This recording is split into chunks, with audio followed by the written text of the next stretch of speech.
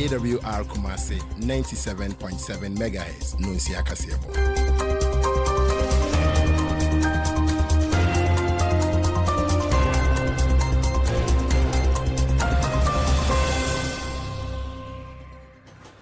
Abo enyumre nonsia yema etiefoni na ajo aha eye Adventist World Radio Kumasi 97.7 FM so ene eye wukwada osanabo somede tosu dumienu wa fimpinu eni edionu ensiemu ebre asose enyumre yi nso omayimu eni amahodo bi so nsema yensa kan boaboa no yede ebesom se enyumre no nsia kasebo waye kasiemu enseme bedi mu akotini ebi enese mami se dina tamaklo ationu enedie krata bi e wosempenfo womode wonsa ehya ase no okofie se boni bi ani no ho no etumi abaso a akofa nchinywaso aboman mu apomudin suafo ni onyamfo kwabena minta akando de ababontin kire se anasefo a wonum etifie no wonum nyina enum suo ntwa opefri se aban no bo ne ho modern se obefa wonum nyina adwumam memenda akwanhwefo som wo mu agi atum sesese de wo bebo aban no ama agenda 111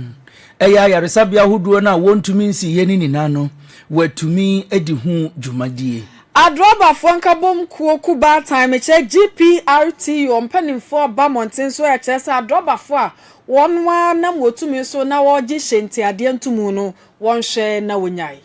wo ensamfu from no yede mo beko mfimfin mantam ne mu awra hosema eba ne se wo pani ba ko a wono wo ayaresabia wo hwe enipa no wone ne yire nya kasakasa ade achen ya eja da baby a papa no wono nko ada ama posifo aso ne yire ne panchi ye be fimfimfin mantam de ani achemu wa asante mantam ha onyonyamfo wisdom kwakudeku ono ne trafo a ode ema National Identification Authority wabo amane say 24-hour economy no NIA wonso de wo ho ebechim wongofo nkroso ye de ani bechirem ewo Zimbabwe manu emu enipa wo yes wo kofa ensuo so ene ye de wo mudimu no adane abutu amadodo no ato nananom ewo nsiedo yebeko South Africa wo galamse nsensem nya Ghana fo nko ananane abrewa se galamse na bi koso ewo abibi man ahodo so ne akosi ewo South Africa na edimu nchemu nyina ebedom wo kasem wei ene ensenka ye bi ena ene enwumrei apesamakafo yafa bre ni abetran konwa so yede besom se enwumrei no nsia kasebo wo Adventist World Radio Kumasi 97.7 FM so Kasiei atamame heba clinic numero 1 eba no nkwada wo mapomuden ensem ena afei awonsem de a atamame wono enesi na betri so Haxa mixture ene capsules eyedura yenum ebomuo na yeditu stomach ulcer no na si deku kra wo ena eso yase anwumre ya yedi no nsia kasebo ebesom mu Awr Kumasi oko Facebook any YouTuber wonsa bekan yen Facebook no jawaje nkyere ahodo ni na gu hono brepem ye bekenkan ede amount awrkumasi.com onsa bekan yen wo ho sanso ena Awr Kumasi app no ubenya yen ewo so enwumrei akenkanfo a mobeti ene eyeme ni ansa mene abena adomaku redu ye twa ye hutew ye ba ye de kase ani nkyeremu asom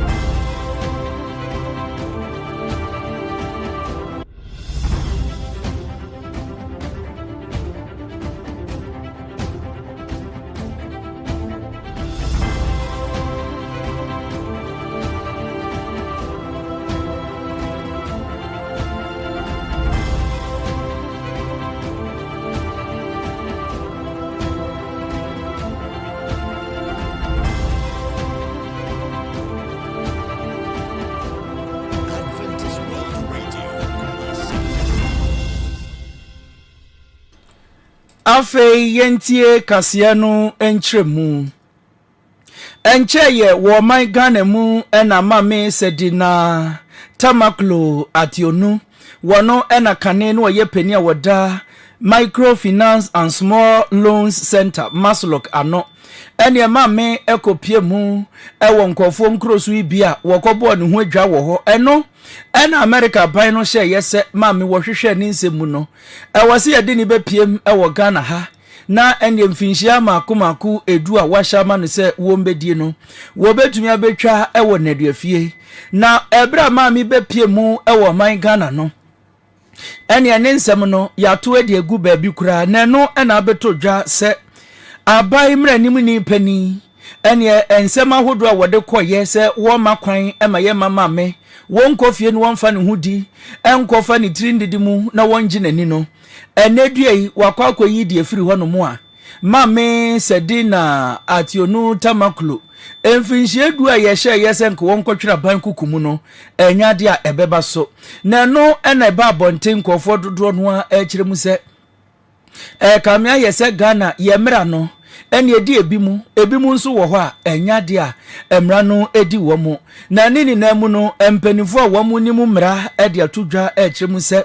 eye kwadu makomako eduoso nwotwe ene ede bo ma mi a eneyi abamre nim ni pani watrase ahwe akwakoyi sankrata nini na ejefri ho ayejai mami se wonko fie na wonkonkoji nani emfinhie du no enyade a wo kwakotwere aban akukum ya to akase no so ya kase onyonyamfo kwabena minta kando Ghana ya pomden asoe no pani na eda no wode atodwa sa nurse fo a wonum edi se ye fa wonum adwuma nyina na wotete fie no wonum so entwen opefre sa aban de nioma nyina egu akwam na watumi afa wonum nyina adwuma opani di nsam atudwa wa bra nurse fo kuo ba kwa efe no coalition of unpaid nurses and midwives wonum bo anan ko opani na so ene no kwatwetwen komo ene opani hye wonum bo wo kiremu anya de aban wayi nani ede efri nurse fo so te se de binom ede ekwakwaya aman osoma wo ka no na nioma nyina egu akwam a wo hye se obetumi aboa na brepamu no wonum nyina no aban ebefa wonum nyina adwuma yemko ni onyamfo kwabena minta kando ya pomden so afoma o man Ghana na ne bosha wode masa ekue no yenkotiemra. I will take this opportunity to also direct all the agencies that have received these workers to expedite action on the issuance of their appointment letters.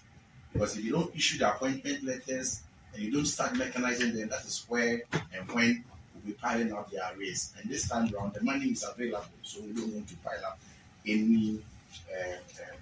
arrears. And so I think that already, just as I have already indicated, those who reported early have started receiving their salary. So after the 8,000, we'll also be looking at recruiting more, even more than 8,000. Because this year alone, we're looking at about 16,000, and we've concluded on the 8,000. So we're looking at another batch to come and add up to this one.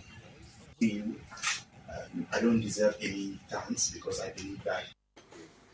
Openi awada eye coalition of unpaid nurses and midwives ano eye ora Stephen Kwajo Tachia wachire mu se eye afin pimionu ni aduonu na meche 2024 eye one man nurse for ododo esu mempim du miensa 13,000 no ebesi sa brede de call hamu abupan mu emu aduokronkron ena nyame aye adoma wonsa aka wonum sika wo hwe animu se wona aka no nso ni nyina ebeba ma wo ho ato yenkwa no openi oda no nensamo odi to no yenkotiemra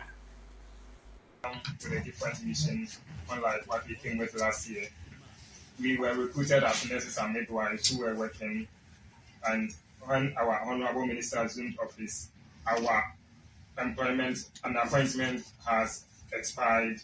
and we had to come to honorable minister for him to help us get us reinstated onto the payroll. We came to him, and through the coordination between the ministry and the Ministry of Finance, and through the intervention of the HR department and the ministry, by the grace of God, we have been reinstated, but we had our arrears still outstanding which was yet to be paid. We came back to the ministry, and even at odd hours, we could reach out to the ministry. They would open their doors to us. We collaborated, and as we stand here, we can say that over 99% of our people have been paid, and there is an adage in Akan that so we have to come back to show our appreciation to the ministry for the support they give. Openi ayate ne ni so ode aseda ema ya pomden so afo ne asoye ni nyina eye Owr Stephen Kwadwo Tachia ono and the coalition of unpaid nurses and midwives ano ewo man Ghana mu. Ye toa kasia no eso na enche ye ne beto dwa se memenda akwanhwefo esum empanifo wo mu akɔhye bo ama aban no se agenda 111 ayaresabia hodo a aka pom na ebi wo hɔ nkusie ni akyereben ena edi atrantwie ɛwɔ hɔ no wo bɛhwɛ aboa ama yetumi awie sɛ de bɛyɛ apomuden ensɛm wɔ Ghana ha no ebegyina yie sanse memenda akwanhwefo de enye nyankopɔn ni Yesu Kristo ne maye toso mienu ho nsɛm nkwa no wɔka na mmom no sɛ bɛyɛ nipa nso wo mo apomuden ene won yiedie ebesi pi no ɛyɛ wo mo ani soade hunu kɛse pa na ene memenda akwanhwefo mpanifo wo mo bɔ moden a ekohie mu ɛwɔ nkrani titiriw no ɛyɛ Adventist World Radio a no ɛwɔ memenda akwanhwefo Yesu mu no ebibre mu ha ni na mpanifo womu bedi ehyiamu enam so ma Pastor Emmanuel Ogwal wono ena wo ba bibremu a wo hwe Adventist World Radio no nini na eso woni mpanifo ahodo ekohia ya Kumasi Adventist World Radio nso maamia woda no Mrs Bell was ebonsu wo kopie mu ewo dwumadie na se na ebre wo kopie mu a wo mu di nkomo efa agenda 111 ho no ena Pastor Emmanuel Ogwal editu dwa akiremu se wajitu mu pa wedie eye ne kwan so ha no se memenda kwanhwefo som no wode wo hu agi eyapomudin se mu aboa ma bibia tumi akonkan wo wie no wode tu dwa akiremu se ene wo mu bekọ Ghana ni ntwiro no ne ntwira na so akwakodi dwumaso wo beboa amasa dwumadie ewie peye ye ne wo mu endi nkomo wo mu ankomo na wo mu adie ni bi no ene ekotete ho a ye twen kakra edigu mfidie so a wo bete Mrs Bells ebonsu ne se wodi enkomo ni bi a enya semketo enne is about 4.5 hours. Let's say 4.5 hours drive from here to to and fro. Just no, it's nearer to the north. Oh, it's nearer to in and out. Well, do you think in our itinerary we can create time? today. No, today is not. And tomorrow we are leaving for Tamale at dawn. But if he's leaving on 19. It's not So. because like you are not going by road. From Tamale to Uti is shorter than from here to. No, he's going by air. No, that's what I'm saying. That if like there was a good car, How they could have come from Uh-huh. Tamale to Uti and go back to Tamale and come back. No, Papa. how long will it take from Tamale to Uti? Maybe 3 hours. 3 hours. To and fro? memenda akwanhwefo som wo man Ghana mu wo mu mpanifo enehia Adventist World Radio ebibremu de penipa woda no Pastor Emmanuel Ogwala wo mu ekere se wedie eye anamompa ena asore no mpanifo wo mu etu Yeto akase no so adrobafo nyina wonum kabomu kuba time che GPRTU mpanifo aba montene so ade afutuo kase ene kokobo kase pa ema drobafo nyina se wonum ana yese nka obeto won agu montene so na hyenti ade no enka wonum apagam de ko hamu abupa no aduasa ni nyina no ye fanwo anansan ntumu no ebaaye na nam se aban ene osoafo a wo hwe sa neoma nyina so ene wonum ehia na adwobro abakoto babieda na wonum ahye eya drobafo nyina bo se wo twen abusumi kwa wie ya eye di mienu ntumu no ko be yi afifan wo no na nka afei asomdwe aba no saa sem we nti na drobafo binum afabronya ho ewe nkra kase kire se yato eye ka sikam ene wotena mu a ebo ope no na wode ebejo nyankra pumpuni mantam nko a Kumasi ya wo fra hensan na wokọ ne toto aso nyina no yebefa kwan bi so age usika wanhwa woni suo ebesofom na no na opanimpa wo no deputy PRO kasama GPRTU ora Samuel Amoa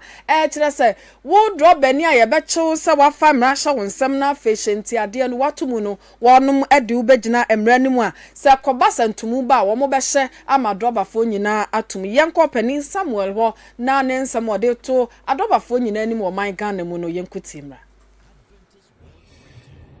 We have been receiving some complaints that some drivers are increasing transport fares. And I want to state it clearly that transport fares has not been increased. The process in which we go through before we increase transport fares is clearly there. At our last meeting with the Transport Ministry, we all agreed that we will suspend the intended increment for now because of President taking the 2 Ghana cedis from the diesel price. We decided to hold on for now till the end of the month to see where the fuel price will go again. We all understand that things are very high. Drivers are going through a lot of hardship, but there is a process we go through before we increase transport fares. Openi okasama eya drobafo won kabom ko kase GPRTU ora Samuel Amoa ne ete se wo sra drobafo se ekoba se eye henti ade ne se wotum a obaba abeka na omonten so ama drobani bia atoni die yetuwa kasia no eso na yedemo efri drobafo wo mu nsemu akonsem fufuro mu enche ye ene beto dwa se Imam Masood Abdallah ene waba betra bafu ntentemfidie so ama wono nanumu akeka ni na wabadwiri ade aguru hono mu a wo kirem se wo bekasa ade etia mozramifo wo mo prophet Muhammad no ene watomra esanse Quran ekani pefe se wo bia wo bekasa etia prophet Muhammad no yenkunu ne yekunu a yebekọ soro enti ukusa nipa no a enye bone kura enumu ena Daniel Junior yaw ej wono nso efre no ho Apostle Daniel JY wono nso ba ye na ndie wo beka nsem se prophet Muhammad kura no wono kura no wonsi pinsita entokwa en wo beko ye nti enye ne wonwa se muzramifo som ne de etutura sem nko a ena wo mu edi na enumu ena nkofo mienu wo mo ba ya wo bedwi won ho e wa ba fu ntentamfidie so ena Ghana Posis ahene Christian tete yohonu wo kire mu se wono no ya mfane se won ba ahene kwa ho se wo kan nsem bia eni enda ho na ebetumi de ntokwa mentime ho ase basabasa ya ba wo beba be kire wo a wa kwa kire nipa mienu ene muzramini baako kristoni baako a wa kire wo mu mienu na wo kire wo no ne afisa asem no esi ho no mo a yeda sore ya Ajia no face wono nso aba bontini ekirem se hwe na mo kristofo mo ho adwomo sa mozrami ni bia wo beka se kristosum no wo betumi akansem afa ho bia wo kan wodi ka na papa ni din enso di Imam Masood Abdallah nsem wo beka yese wo kasetia prophet Muhammad yenku na obesa kọ osoro ahima mu no eno nso ye no kuretrodo papa no wanfom na senkamunim de mozramifo betumi aya ene enkamuni omo kasa mo behwe ne yie hajia no face nso nsema wode abai yakwakotwe ye bebo na Christian tete yohonu wetunu ho anamon tabumu ya heho obupele bintrase mana mnasem no kae no wa kan na kan china wonu mo se mi awon konkonsemi wo se mala mnasem no kae no eni koran mu dia na mbetwa ka let us see yes see when you do no kosofo bu ya nyankopɔ me komhye ni faso ye nyedi samumu ya hobo ye nya hobo ye ya tishia ye Ghana tishia eti wo pi so Kristo ni bia ni mekasenya me se Ghana lazim Ghana be lifeless la ila dawa ye ka kire mu nyansa eti mu police fo no mundi ka pie na mo kasa kira Kristo fo no obi so mo nti obi so timi ka che ye Ghana for se mo ye nja nyam so kwasia bia ni ho abuba bia ni ho se ye nja nyam so oboa me se se wonni no mu chi mi ba ya so a wallahi God will be like lazy God will ye chi mi chem ya ye di fa mo bo pa de bi ya ye di no bo pa ya ye di no bo pa Anya na ensema eba ya yenya enkansi ye no ena hajia no face wo no so akwatena befu ntinten fidie so a wedi Kristofo atempoto na nisenti ene se wosinkofo ekasa etia imama wo beka se wuku wo bi a wakasa etia prophet Muhammad a wo beka so no wo chemse munya hu hwe kura afi na eba we ya babontin nisenti ayede ebeso mu ene se Christian tete yohonu posi sahene wo betu hu na mon na enipa mu a wo mutumi ba montene beka nsem sei no ye kire maami a ebe ye ofutu ama wo mu na sumdwe atena Ghana ya toa kase no so eye anesefo ne adokotafo wo kwa ya asabia wodo na wuyi wonum dwumadie esi nchen a ye won nipa wonum nso bo adwuma pa adebua ye apomuden wonum dwumadie se wo bekwa labo ye de wodwonso no moja befa mfidie mu dietitian eye speech pathologist and afenso physiologist wonum nyina no keka bom na boa ma apomuden no esi edwa na sam panifo wonum kuba time mekere ye Allied Health Professional Council womu atu anamo ewo whole zonal area ni nyina no so omo akomie kwa akwohwe dwumadi awodo ni nyina se efa emrakwam anase mia ye kokokogye ayarhwe no womu wo ho akade a womu nie no mode omani akiremu ewo Site Givers Eye Clinic womu kopie ho no se de din ni tia ne de wa hwe ani hu dwumadie na womu di no ewo ho na mpanifo kopie mu no womu hwe kwan ya mpanifo fa so edi dwuma ewo eye Site Givers Eye Clinic wa na nya de a etwaye eho akane ene nneoma ahodo mfidi ahodo asese gina brane na wonum tumi de bu adwuma no na nya de a ekoye no na mpanifo gina so ede afutuo ama emiamia ahodo a Ghana man ye kokogye ayarhwa ahodo no se obi ansori brane na afi won hwe no won famra kwan so na akade ahodo a ye de eboa esayare no wonum nyina eni so yenko tie ne esi eho wabra wonum kodru Site Givers Eye Clinic. Needed to see it. You get that? So when even you are not around and somebody else is around, the same thing will be done. You get that? Not based on the person's skill and understanding. Though your understanding is not the same as your wife's understanding. Completely different. Even though I'm aware, even you haven't told her, but I know if you are not here, she does it. I know. Oh, she does it. I'm saying that you won't tell you. I don't expect you to admit, but I know that the way I sit, it is possible. Over 90% is possible. The only thing I can accept is when I see a written down, line by line way of doing things. For me to know that even if you are not there, somebody else can look at that and go by it. You get that? So the decision is on the consultant to tell us whether we should allow you to be doing this, or we should close you down and give you time to get these documents established. But then you want the council to support you, to support you at a fee. You get that? So please, consultant, tell us based on what you have seen. Any ayati ayempenfo a wonum wo Allied Health Professionals Council wo do money echiremu e Site Givers Eye Clinic enkomotwetwe a ekoso no bi na yakoti aban yedie ni chirem ewo enkran pumpuni mantam no emu na wo enkran pumpuni mantam mu wo mu a etwi de friend say motorcycle ene ni diankasa eye motor bicycle na said ye be ye nananom wo mu behu no eno ye motorcycle na wo mu kiremu a abaya woti so yi wo de 6 adane wo mu 9 esan se ansa na ban wo be pretumi no wo ba wo mu na so be ka kire wo se motorcycle fuyi se mu hwe pa emefa miam chini ya manyoko NDC hwehwe chini ye na ehwa na ye na mu de munsa ekokotintim bebi a mampani John Dramani Mahama wo da no a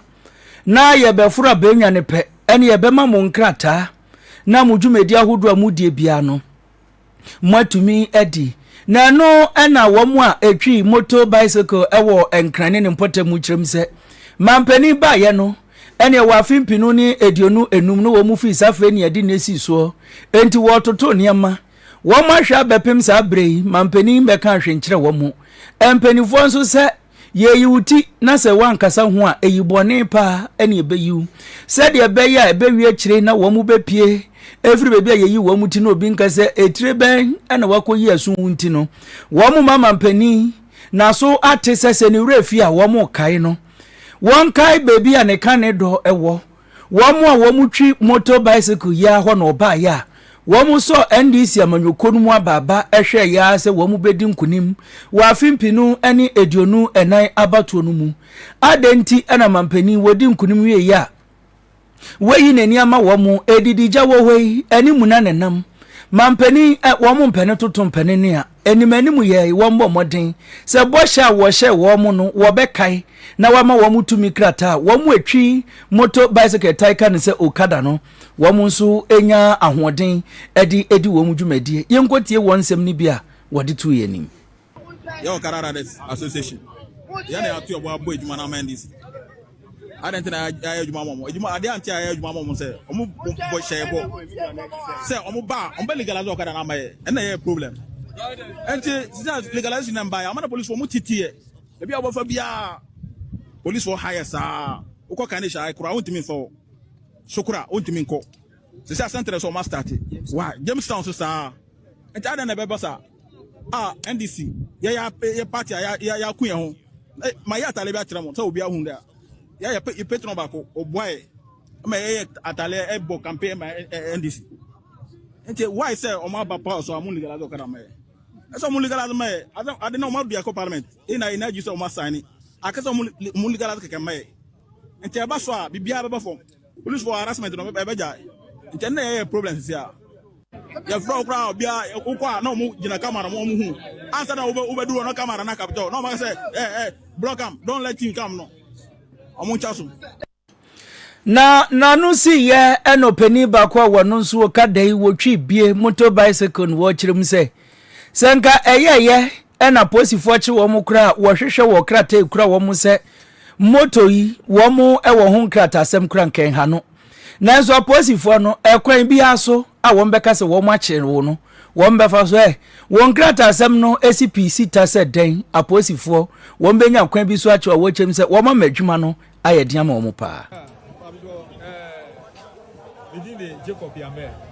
Yeah, Ceci has said the police for here. And yet, because Usha Supra, police for Omuba Flamingo. Whether we are there on Becho and for Moho, say, oh, red light, and so Ujina.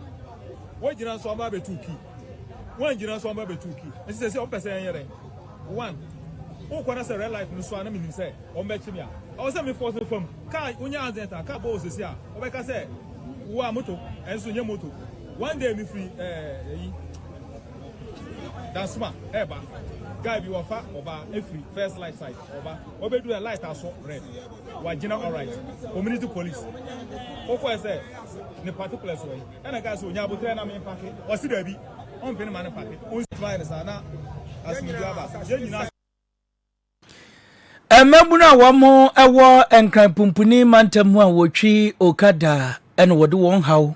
ede to mampani anim ye finkra pumpuni mantam de ani akyemu ewo asante mantam ha ora wisdom kwaku deku ano ne church for penny udwani ekyeremu ewo National Identification Authority a openi ababonten ekyeremu say ye 24-hour economy aban hihye ya wode abase wo beboa o my Ghana empuntuo no NIA won so de wo ho agemu bi wo kyeremu say asante mantam ha ye 24-hour NIA Prestige Centers no wonu mu ba bebie mienu anom bepa ho ntoma na dwuma o mo bedi no ye tototo nchichemu ebi baba no pa bi baba wia na ebi baba anwume ni nyina kakafua ena ma ye 24-hour economy hihye aban ede ba ye no etumi awie emudie na nya sai enipa bekwa na nipa aba sa dwumadie yi enya baso na baso ye wo man Ghana nyina mu ebeboa ama enipa nso enya dwuma aye yenkwa twetwerefo pani a ono wo National National Identification Authority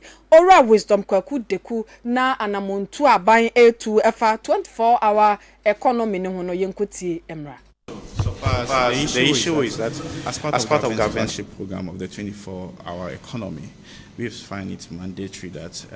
in order to sink into government flagship program, why don't we also come out with what we call the Prestige 24/7? And as my Director of Corporate Affairs indicated earlier on, this runs 24/7. So the first batch you see here comes from 7 to 3 p.m. Then another batch comes from 3 p.m. to 11 p.m. Then another thing comes to 3 p.m. to 7 a.m. So it runs 24/7. And what the office services we offer here are first issuance, replacement, and updates. And this is not the first one that we have established. This weekend, 2 offices are opening in Kumasi too.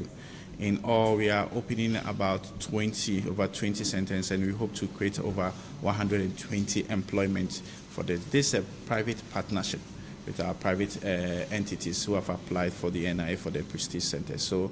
it's something that we are, now the Ghana card is the essential document for everybody. So we don't want a situation whereby it is weekend and somebody has to access services and you cannot access any of our services. So the Prestige is created for everybody, so that in the event that you miss your Ghana card in the weekends, you want to access some services, you'll be able to access it. So that's the idea behind the whole Prestige 24/7. What do I need to move our National Identification Authority opinion our year church former one and our bar and mountain swatch them say 24-hour economy no NIA one so the one Jimoni Awr Wisdom Kwaku Deku. Ye free asante mantamu edieni achirem ewo bono mantam no emu na wo bono mantamu ende odweni chirem ewo doma emfimfin abato empesua ne so a wo momra she bedwani eye onimonyamfo Dr. John Kwame Edu Jack ene odi atudwa echiremu se ndisi amanyoko no wa fimpinu eni edionu enan ene wo mobo moden papa Wamu sheda pe kwan bi so wo betumie adada eye MPP fo no ewo bono empotemu honomo na nipa atu abamom no wo kiremu se ade ba kwa wo ye ene se empotemu ho ekwan ahodo ewo ho nina no wono afato ne ho so wo behwe ama ekwan no yaye na wo fa sa ekwan no so no so eboa no papa ene wotumi ehweye emekwan ahodo wo se ye nina ye eno na boa ye ema nipa wo mu koto aba no ehun se ampa ene wabɔ no homɔden wo bi abɔje ne so wo se ye ema abato no nso eba so no yeto edema no na no no de ato dwa ekire mu se wo tena ase no nya da ba akopɛ wo hu se wo afimpinu ne edunson wo abra na na do danko akufu ado wo betena benwa so ene mpanifo ahodo a wode wo mo ba abono mantam no enya de wo bia etumi ye adwuma na eso ani enu no hu se da bi ene ese ndisi amanyoko no wo mu penipa mo mato aba mo paade a ewo se otu na mo ewo mantam ne mu na wode nsem a ede egu nipa no asumu na wo mo asumu eye wo mo dede se milk and honey no na eno aboa ama wo mato aba na wo kyem se ekwan ahodo a na ewo mpotem ho na wo yeye no eno ene boa ye ema NDC di nkunima wo no nso wabeye mrahye bedwani ewo doma emfimfin abato empesuane so yenkotie onumunyamfo Dr. John Kwame Edu Jack Nensema wade etu yenim Abuabu zone, and that particular zone no constitute 14 paid polling stations. That 14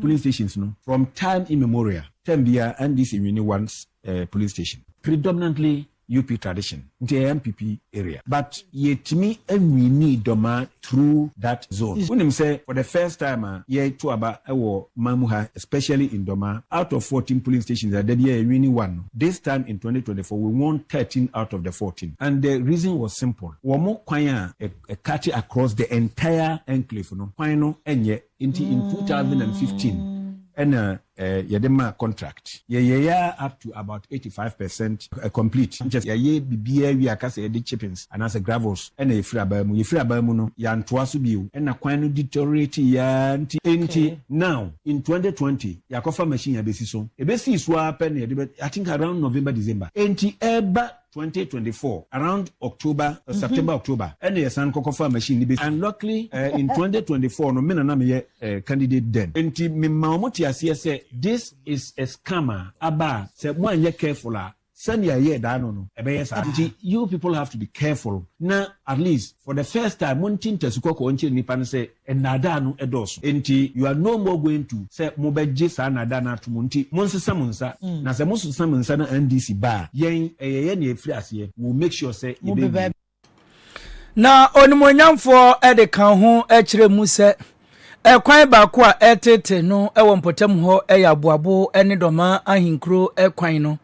ekwan no atete ne pa wontumi kura mfaso ne mom wo hyebo se bebi a obetumi ede nenimonyam ene ne tumi ayede ahye ne nsa ne wura ama ekwan ne abeye no wo behwe ama yaye ama mamfo a wo mu eto. My major problem, I'm rising. I'm that's to take incline. Yes, it's not done yet. It is not done. Na nyame enchade Honorable Govins Kwame Abu. He has assured me say yebe na me yama make one say ye penenten because ekoye say ye twenya election year anoa na akoye say ne na no grufo bi year eno na ye nso ye copy pa de adwin emu enya brofre ne yapa mu ubetumi aka asem a obeka bia machines betumi a wo but the thinking say ye share bi ba ko mi enti it could be another scam. And until has assured me, said that wood will be fixed. Now I pray, said, and when we are memanya, Nkaifi na copy December machines because the indemnity contract and the contract and the man the contractor to do, and he is ever prepared and ready to work on that road. And then contractor na call Honorable Govins ho. Why assure ye? I think say he is not looking for any big thing. He's done some works road here payment. That is what he actually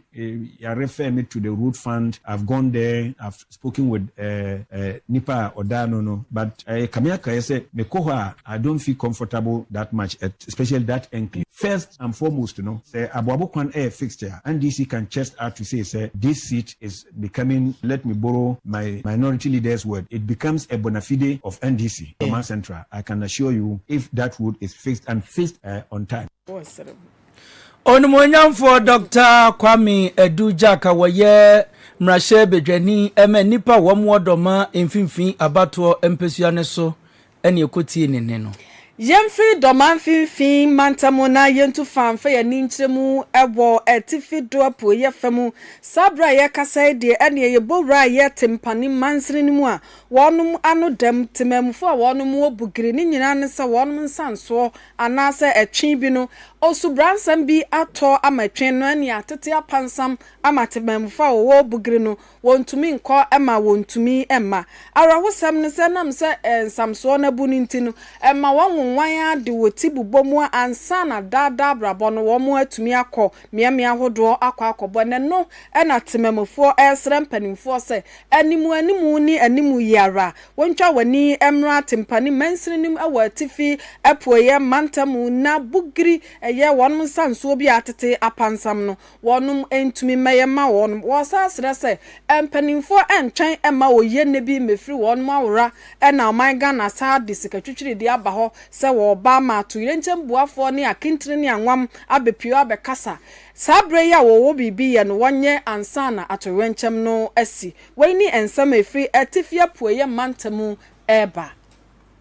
Adventist World Radio Kumasi, the voice of hope. Wasu gusu etie enwumre no nsia kasebo wo Adventist World Radio Kumasi 97.7 FM so ene eye wukuada osanabo somede tosu dumienu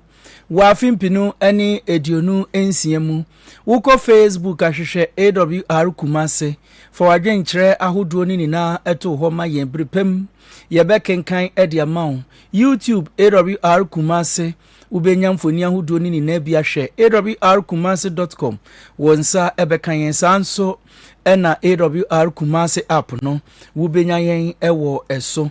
etiefo yebegina weiso na yajaboafo enkrato aba bibinti yeba yebeto akase ne so ede amamo na ede na aya obayi a oda forma so ne yafunu mu emunumuni. Oh Mr. Entry also yare ya titi bi ben fie pi nanso ne yemu nyono ja se me kire onu ahodo amato a me hunu hwe a ebe ya nwanwa. Menyi ni se what ulcer tamfo Haxa capsules any Haxa mixture yanum bom kotia ulcer no bia ma no anom anka ne ho ato no dadaada ulcer dro de eno ani Haxa capsules any Haxa mixture ulcer yekura eto yefunu ene ensunu mu etuma wo yefunu ekeka wa wogire wo ho a enye ulcer etumi ema wo ye cheko ebra wadidi awie so how eye ulcer de a kope Haxa capsules any Haxa mixture nanum bom na ho ebeto pedudu atu a ko Okanshi drug lane Kumasi Dani Herbal Takrade AA Mensa Anafre 02038228855 Apinfo abatanya woma won mofra no fo ene mofra woni mfie dumienu enka ho Haxa capsules ene ne mixture ulcer tamfo edie age adwadie nkratoyi yi atom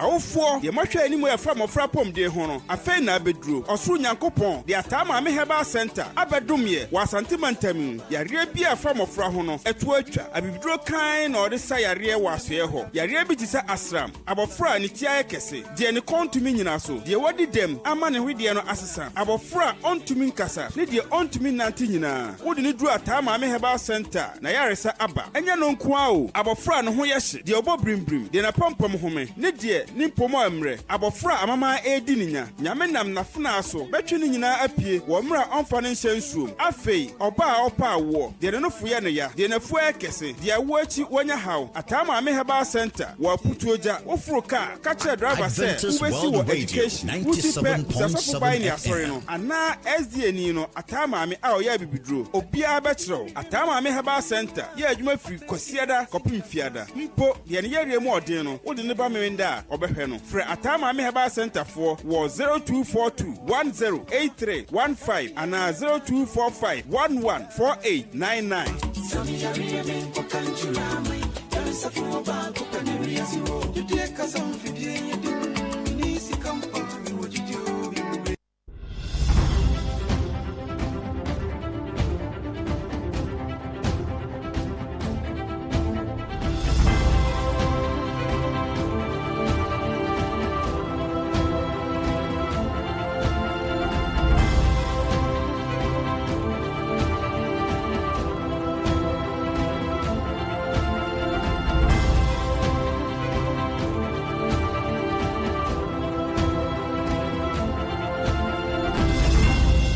Adventist World Radio, Kumasi,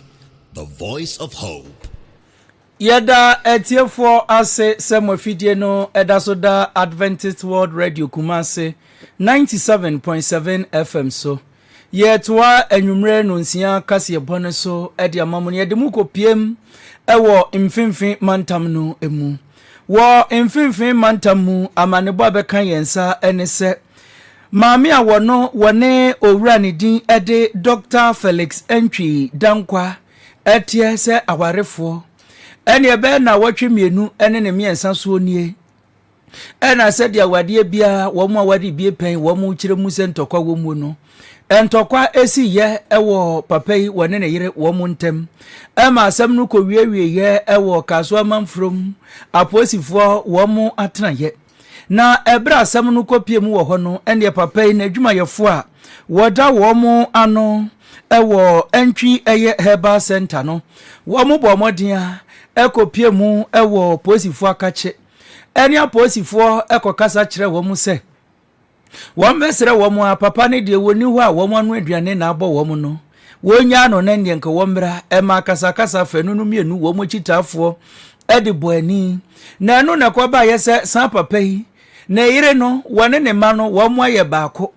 ena wo mu aka wo mu ti apam ho yese etire bienu wo hoi yesi etire baako nanso wo mu ti mienu a wo mu ka bo mu no adwenbo ne nko a ena ba wo mu tirim na no ena beto dwa se ene papa wo fi se asem ne etu atwa kura ekire din be na nu na nsa ba begum wato na adwim wotini ba bi wodidi gu na furu so atiem keo na ne wura fi se wone ne yire no akasa ewo wo mu ntem na no ena enra yi ene ne chi papa ye na adwen se ene wo kwakwakoda na wadwedwe no ho kakra wokoda ye no enkofo a wom wo empotem wo kire wom hu se bebi a papa yi ni fie no wo no eho hye wom koya san a esantokwa na aba wo one ne yire ntamu nti no esunu bebi a papa ne da ena esunu bebi a maame ne da na maame ne ne mani na akwada faako ena aka papa no nko a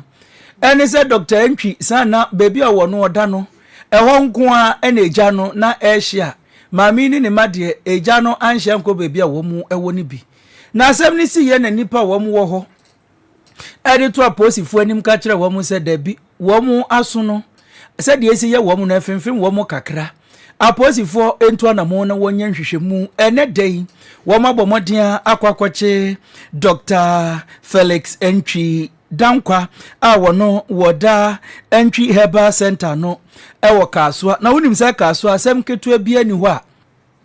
efri sa kuro no mu aba asem bebe bia se tienie aposifo echima wo mu nsa kan wo ba no ne ma no de won se nyanka won nenso wo de eye bohye nsem abase wo be kire nkwada no nso e de aka ho se de be ye wo be ye hwehwemu ehunu se ntia bebi a papa ne danko na hye na bebi a wo mu won de ehwantumi anhye na wo mu mpra ba akokora afei wan fa tetefun so amfre ambulance for se mumro na efie yi ehia adomfo bia wo mu ewa abonten mum ena etu sa anamo wode atudwa se enhwehwemu no won be ya kosi ase yenso yeni tuem de befiri mu babia nso ye de beba bedan etifo Mfimfin mantam swafo ni onyamfo ekopanyi ochire eduamoa ede ya futuo akwama yesum penufo wotuetue ya no se wonu betumi aboa papa ama oman Ghana tumi afa ne ntoma pefra titru eba eya hunidie nsam mu a ochire mu sa asofo ani one wasore maihia memenda so ne kwase da so na wogina wanim epa mu aka onyankopon asem a wonfa hunidie nsam enwura mu bi sa kwan so ene Christopher nso betie won panimfo sanso na yebora yenuanu muslimi won musumu won masalachi won malama hodo agina won mu anim ni won mu bompa ye ni wi a won fa ahunidi nsam so enwura mu na afe nso won moa na ye mpatamu ne ye mantam nso efia edokro ye tufi gu monten so bola hodo no ebetumi aboa wo kire se eni kwanse yesoma hodo panimfo da ya no ekata won mu ani gya adwuma no nyina edigu aban so fi se wonsom no woni enipa wei ya futuo kese a opani ede mampanifo wa rehye sempanifo nso bagi asemi sampa na watumi agina so na mboa ama my Ghana ba ahunidin samu a yatumi afantoma pefra na yatu anamopanso akoyanim. I think the pulpit is very important in this matter. If you look at the number of people who attend churches on Fridays, on Sundays, and then most on Fridays, there are more than number of people who met here today. Today we met only ministers and few chief executives. Now, if you don't take it down there, and how do we take it down there? By using the pulpit. Pastors on Sundays meet a number of people, and so it's about the time they use the pulpit to change the mindset of our people. I have said that. Implementing laws, making laws and implementing them, sanctioning and other things works. But to shape the mindset of people, the pulpit can be used to do that for us. It is the best platform to be used. And so we call upon the religious bodies, churches and what have you, to support us in the fight against the issue of sanitation. Ye konfinfin mantam oswafo a woda wonma no wo mrahye bedwafie ni onyamfo ekopani ochire eduamoa Yademo eko enkofo enkroso ni akwa kopiem ewo Zimbabwe mainu emu na manebo abekan yensa efri Zimbabwe mainu emu enese enipa bia wo mo pese wo betu kwan ediafa Lake Kariba eso ede akọ baby foforo ene wo mo etu kwan no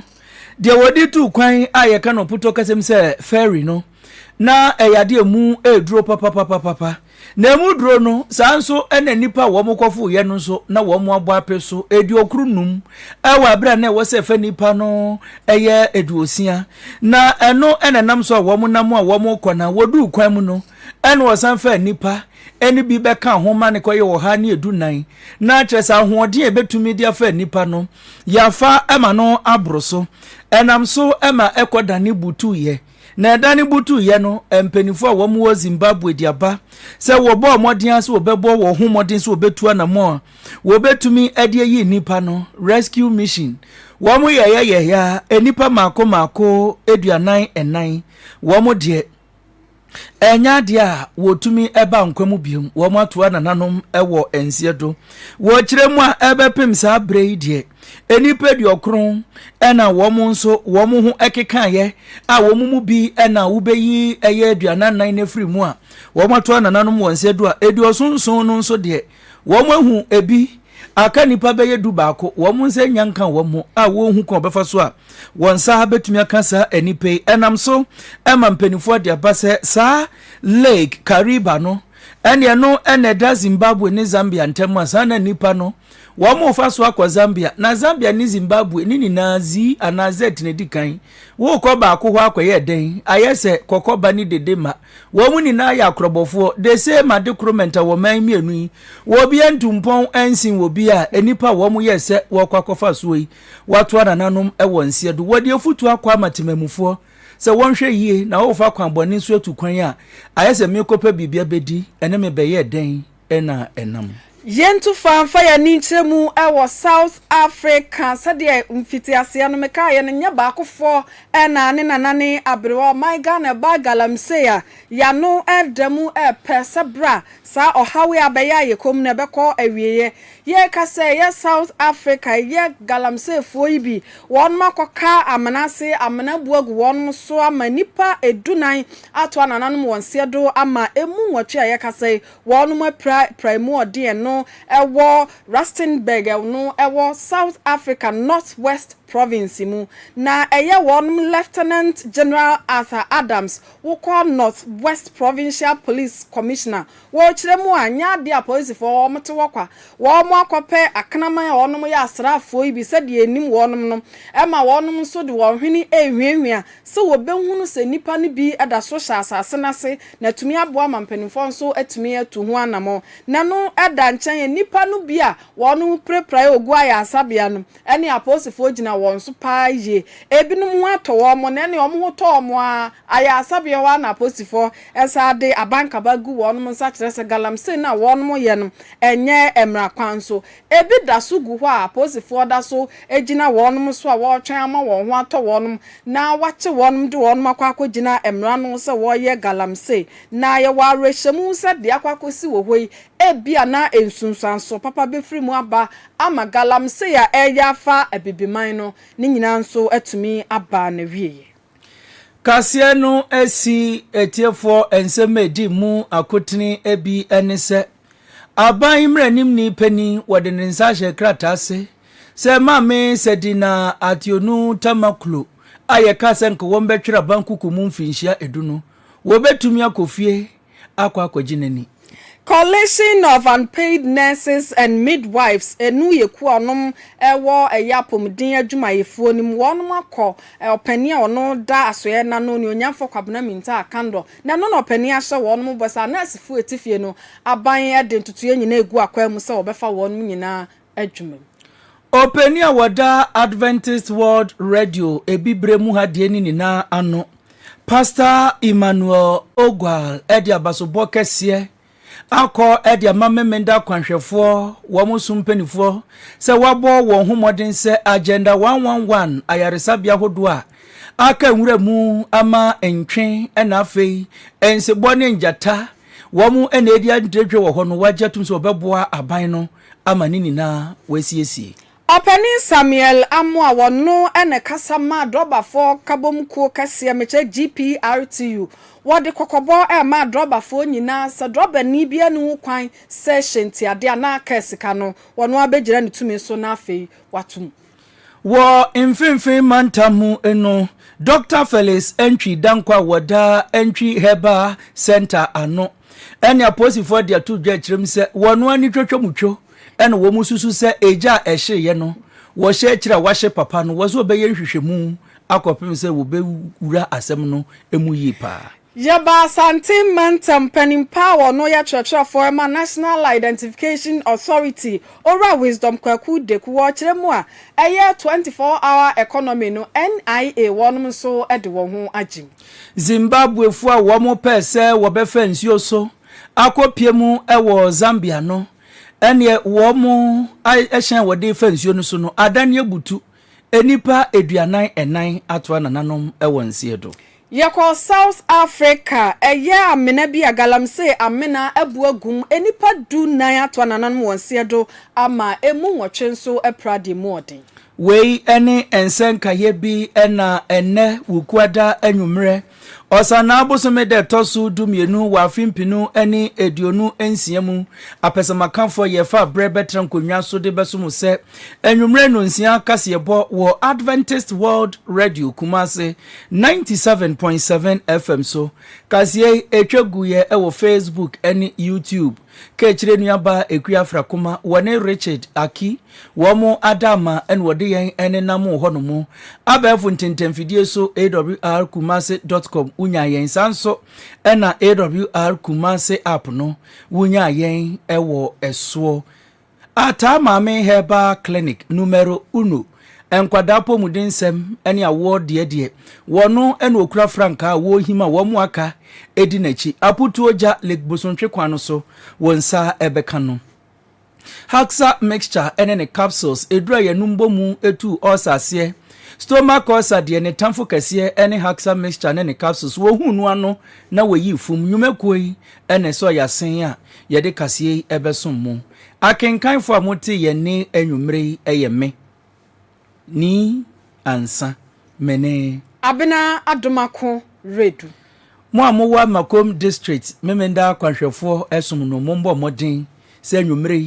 camp meeting no osisin hye mudie kase no ahyase mummre bi na munya se mutifie nyame eya adomo kira no pa ye besan ehia